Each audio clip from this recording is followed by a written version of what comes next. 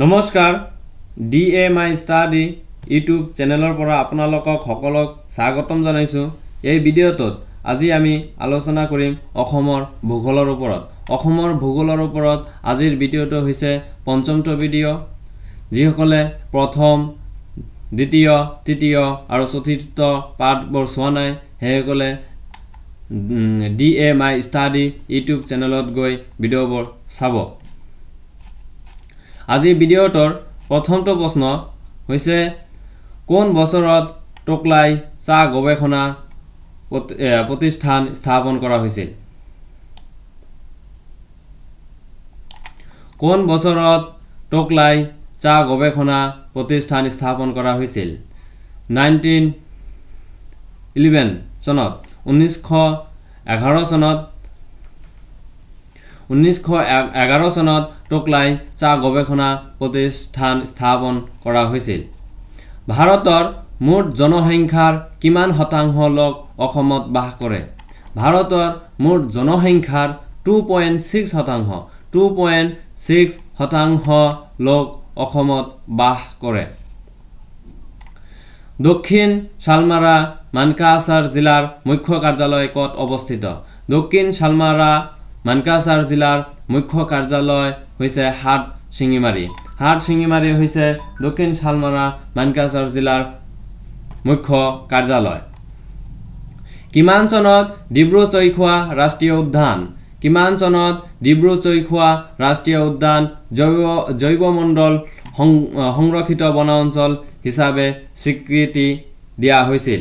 কিমান চনত ডিব্ৰু-চৈখোৱা ৰাষ্ট্ৰীয় উদ্যানক বায়োস্ফিয়াৰ ৰিজাৰ্ভ হিচাপে ঘোষণা কৰা হৈছিল? 1997 1997 চনত ডিব্ৰু-চৈখোৱা ৰাষ্ট্ৰীয় উদ্যানক বায়োস্ফিয়াৰ ৰিজাৰ্ভ হিচাপে ঘোষণা কৰা হৈছিল। উত্তৰ পূৰ্বাঞ্চলৰ আটাইতকৈ ডাঙৰ জলা অৰণ্যখনৰ নাম কি? উত্তৰ পূৰ্বাঞ্চলৰ আটাইতকৈ ডাঙৰ জলা অৰণ্যখন হৈছে ডিব্ৰু-চৈখোৱা ৰাষ্ট্ৰীয় উদ্যান। ডিব্ৰু-চৈখোৱা ৰাষ্ট্ৰীয় উদ্যানে হৈছে উত্তৰ পূৰ্বাঞ্চলৰ আটাইতকৈ ডাঙৰ জলা অৰণ্য। তলত উল্লেখ কৰা কোনখন বৰাকৰ এখন উত্তৰ দিশত বৈ যোৱা উপনৈ? ধালেশ্বৰী, মধুৰা, চিংলা আৰু কাটাখাল। ইয়াৰ ভিতৰত বিটো হৈছে বৰাকৰ উত্তৰ দিশত বৈ যোৱা উপনৈ। মধুৰা হৈছে বৰাক নদীৰ উত্তৰ দিশত বৈ যোৱা উপনৈ।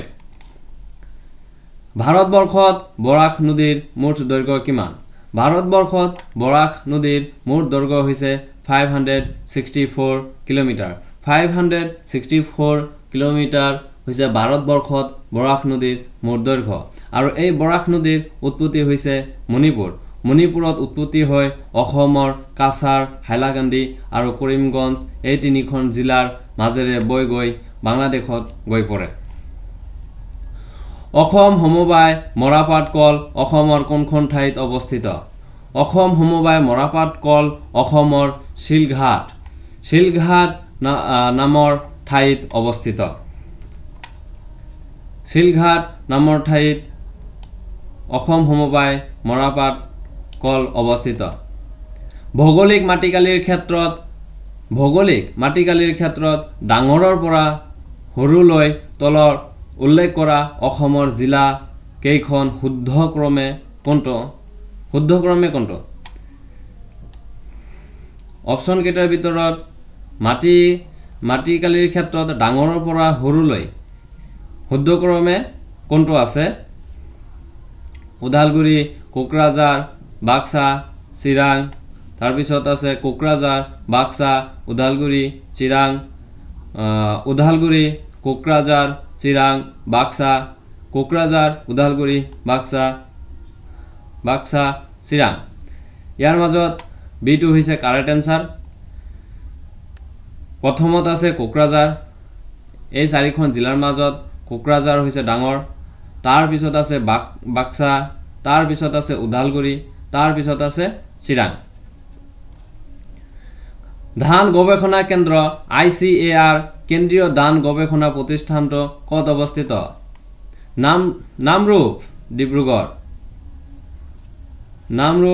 ডিব্ৰুগড় তাৰপিছত আছে টোকলাই যোৰহাট গেৰুৱা কামৰূপ নন অফ দিস ইয়াৰ ভিতৰত হৈছে সি নম্বৰটো হৈছে কাৰেক্ট এনসাৰ গেৰুৱা কামৰূপত দান গৱেষণা কেন্দ্ৰ ICAR কেন্দ্ৰীয় দান গৱেষণা প্ৰতিষ্ঠানটো অৱস্থিত গেৰুৱা কামৰূপত অৱস্থিত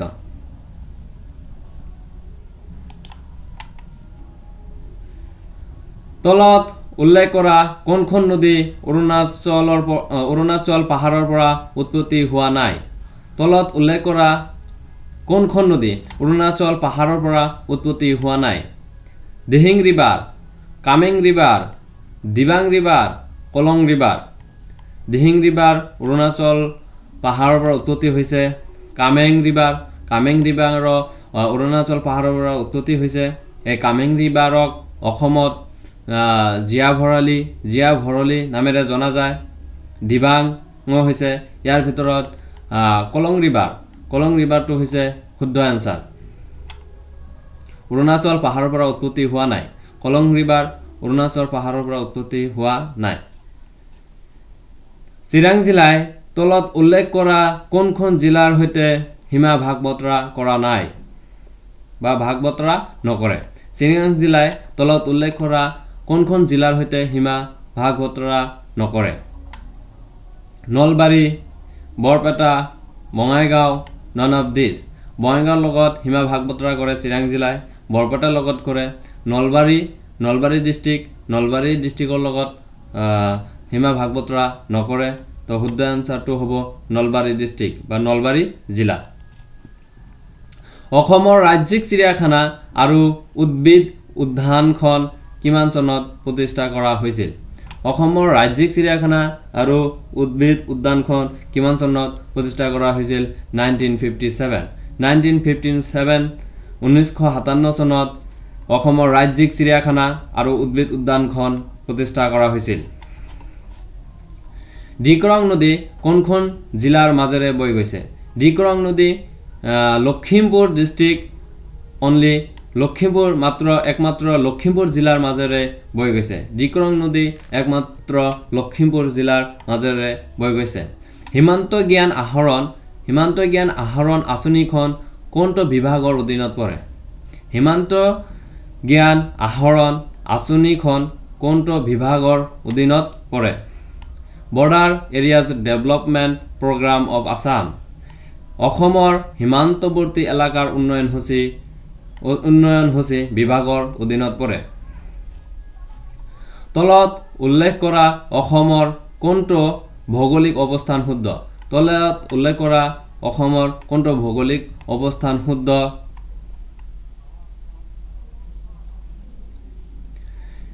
লেটিটিউড 24 পৰা 28 degree north and longitude 90 to 96 degree east 24 ডিগ্ৰীৰ পৰা 28 ডিগ্ৰীৰ উত্তৰ অক্ষাংশ আৰু 90 ডিগ্ৰীৰ পৰা 96 90 ডিগ্ৰীৰ পৰা 96 ডিগ্ৰী পূব দ্ৰাঘিমাংশত অসমৰ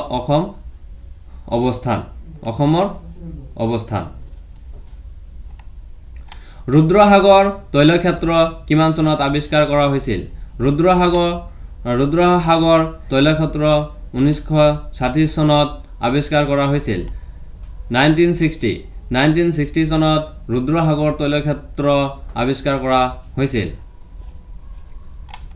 তলৰ কোনখন জিলাই মিজোৰামৰ সৈতে সীমা ভাগ বতৰা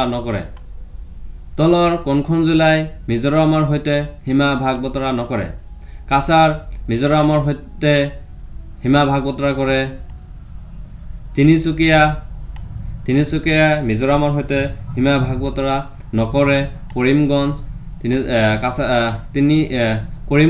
মিজোৰামৰ সৈতে সীমা ভাগ বতৰা কৰে হাইলাকান্দি মিজোৰামৰ সৈতে সীমা ভাগ বতৰা কৰে তিনিচুকীয়া শুদ্ধ আনসাৰটো হৈছে তিনিচুকীয়া জিলাৰ সৈতে মিজোৰামে সীমা ভাগ বতৰা নকৰে বৰাক নদীৰ উৎপত্তি ক'ত বা বৰাক নদীৰ উৎপত্তি হৈছে মণিপুৰ ৰাজ্যত বৰাক নদীৰ উৎপত্তি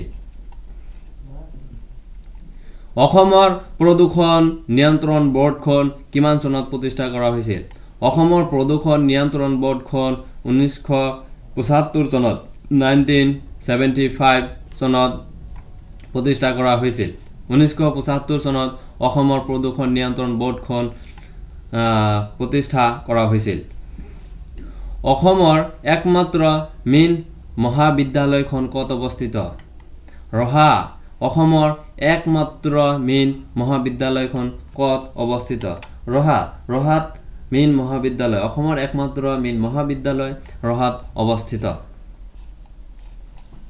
বৰনদী অভয়াৰণ্য কোনখন জিলাত অৱস্থিত বৰনদী অভয়াৰণ্য ওদালগুৰি জিলাত অৱস্থিত বৰনদী অভয়াৰণ্য কোনখন জিলাত অৱস্থিত ওদালগুৰি জিলাত বৰনদী অভয়াৰণ্য অৱস্থিত পানীদিহিং অভয়াৰণ্য কোনখন জিলাত অৱস্থিত পানীদিহিং অভয়াৰণ্য কোনখন জিলাত অৱস্থিত শিৱসাগৰ জিলাত পানীদিহিং অভয়াৰণ্য অৱস্থিত পানীদিহিং অভয়াৰণ্য কোনখন জিলাত অৱস্থিত শিৱসাগৰ জিলাত পানীদিহিং অভয়াৰণ্য অৱস্থিত গিবন অভয়াৰণ্য যোৰহাট জিলাত অৱস্থিত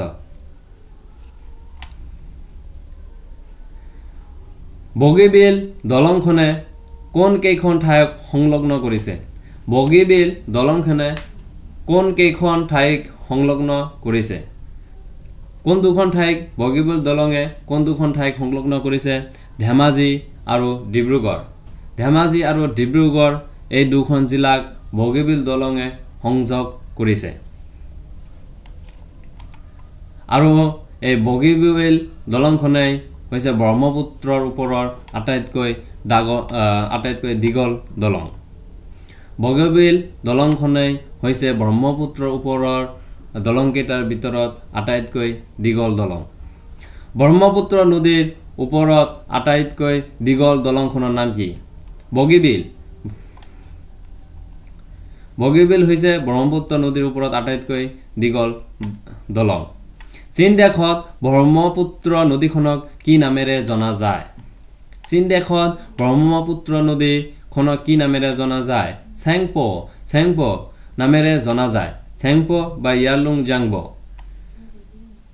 চীন দেশত ব্ৰহ্মপুত্ৰ নদীক চেংপো নামেৰে জনা যায় গৰমপানী অভয়াৰণ্য কোনখন জিলাত অৱস্থিত গৰমপানী অভয়াৰণ্য কোনখন জিলাত অৱস্থিত কাৰ্বি আংলং জিলাত অৱস্থিত গৰমপানী অভয়াৰণ্য কাৰ্বি আংলং জিলাত অৱস্থিত এছিয়াৰ প্ৰথমটো চাহ গৱেষণা কেন্দ্ৰ ক'ত অৱস্থিত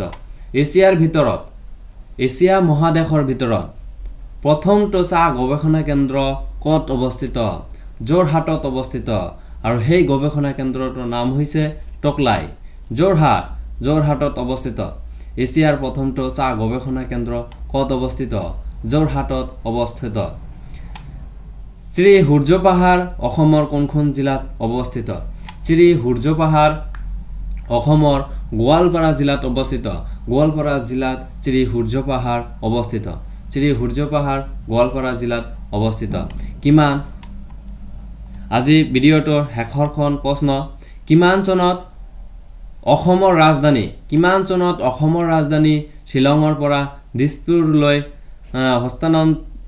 হস্তান্তৰিত কৰা হৈছিল কিমান চনত অসমৰ ৰাজধানী শিলঙৰ পৰা দিছপুৰলৈ স্থানান্তৰিত কৰা হৈছিল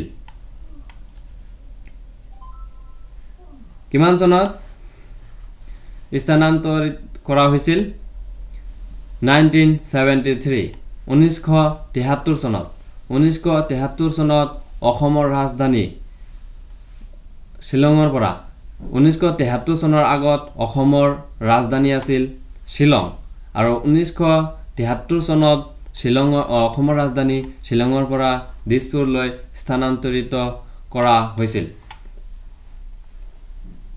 ভিডিঅ'টো ভাল লাগিলে চেনেলটো সাবস্ক্ৰাইব কৰি দিব আৰু আজিৰ এই ভিডিঅ'টোৰ PDF ডেসক্ৰিপশনত PDFৰ লিংক দিয়া হৈছে তাতে গৈ আপোনালোকে ডাউনলোড কৰি ল'ব পাৰিব ভিডিঅ'টো চোৱাৰ বাবে ধন্যবাদ